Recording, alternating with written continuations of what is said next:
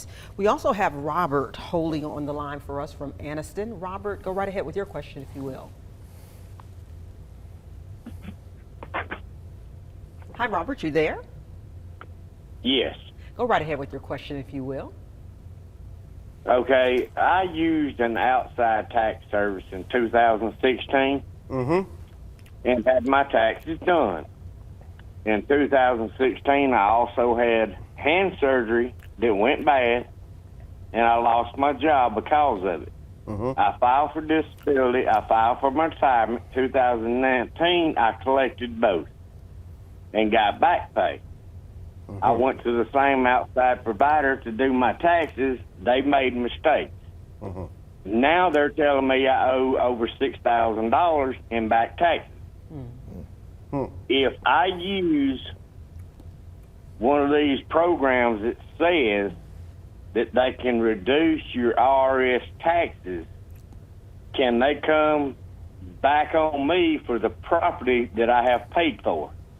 Okay, well, so I think your question is, one, if you don't pay the tax, can they come back and put a lien on your property?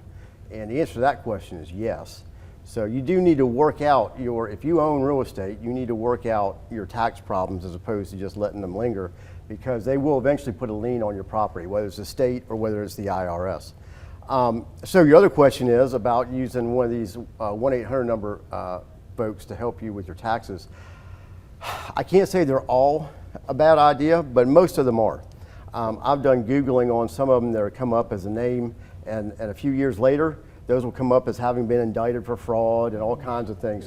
You want to be very careful about calling a 1-800 number and giving them your any kind of account information. They are generally, though, even the legitimate companies, they're out of state. You only have somebody call a 1-800 number. They usually charge about $5,000, and so if you owe $6,000, it's not going to help very much.